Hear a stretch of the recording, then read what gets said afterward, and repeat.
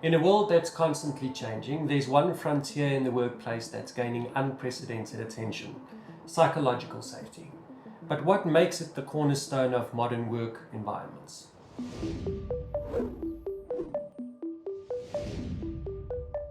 Hello and welcome back to My Safety Hub, your go-to source for all things health and safety. In today's episode, we delve into the heart of modern work cultures, exploring psychological safety, the unforeseen foundation of thriving workplaces. Let's start with the basics. The term team psychological safety was coined by Harvard professor Amy Sue Edmondson in the 1990s and describes it as work environments where candor is expected and where employees can speak up without fear of retribution. When employees feel psychologically safe, they're empowered to iterate and take risks, leading to better team performance. It's where innovation thrives and mistakes are seen as learning opportunities. This research shows that teams with high psychological safety outperform those without. It's not just about being nice, it's about fostering a culture where diverse ideas and candid feedback propel innovation.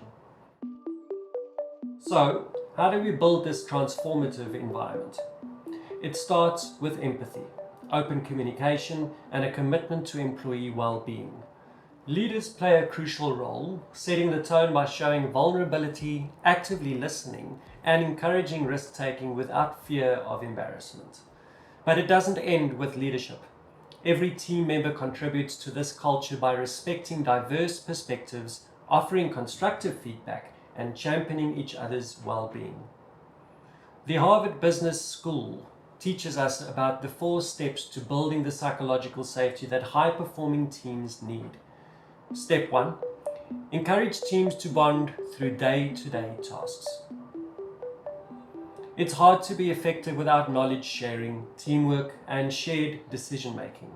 These require an element of interpersonal ease. People who feel psychologically safer work better in teams because they can share information and be transparent. The very act of being productive, just doing the work together, becomes a feedback loop that can bond a team and help create the conditions for psychological safety. Edmondson explains that without the ability to be candid or to ask for help or to share mistakes, we won't get things done. After all, very few jobs are performed alone. And in a world where remote work is on the rise and teams are far-flung, that sense of trust and camaraderie is fundamental. Step 2. Normalize opportunities to learn from mistakes. Edmondson refers to them as learning behaviors. It might be as simple as organizing a team meeting to understand why something went wrong. But Edmondson continues by saying it doesn't sound terribly scientific because, in a way, it isn't. Learning behaviors are usually discretionary, somewhat effortful, and potentially embarrassing. They bring interpersonal risk, saying things like, "I need help," and "I'm not sure that I can do this," is seen as learning behaviors. Whether it's a factory that identifies and then reduces errors, or a company that streamlines processes by innovating together to find better ways to manufacture their products, these need to be considered. Step 3. Ensure that all people feel seen. It turns out that successful work processes are driven by engaged workers. In the past, we would only ask, how do we get the work done? But in modern times, we found that there is just as much interest in asking how people are doing. The researchers found that psychological safety is greater when people feel authentically seen. As a result, employees tend to feel less stress and strain. The final step: seek input with humility and openness. Psychologically safe leaders are willing to be vulnerable in front of their workforce. Good leaders don't get angry if the response isn't what they want to hear. Edmondson said, "In a nutshell, it's about making honest statements that make clear that you value others' voices.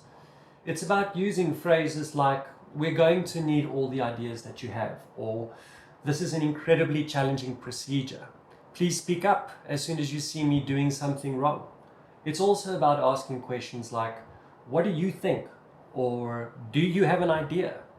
Ultimately, it's about inviting voices into an ongoing way, explaining why you legitimately care about what others see and think.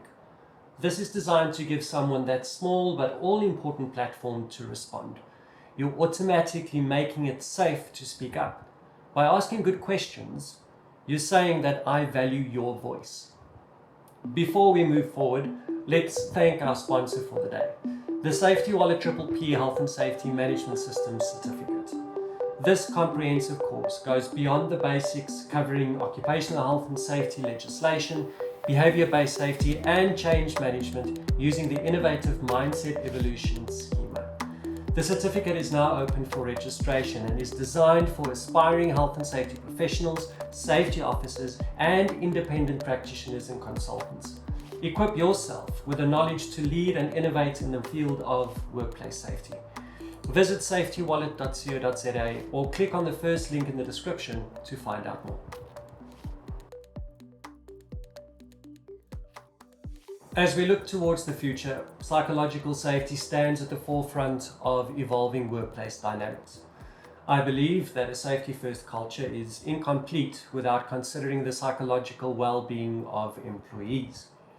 Incorporating psychological safety into the core of workplace safety strategies not only enhances well-being, but also drives performance, innovation, and a sense of belonging among employees.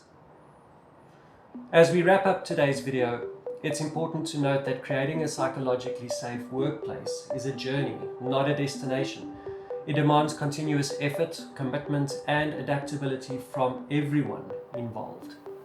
I hope that you enjoyed today's video, and if you did, make sure to subscribe, click the like button, and let us know your thoughts in the comments down below.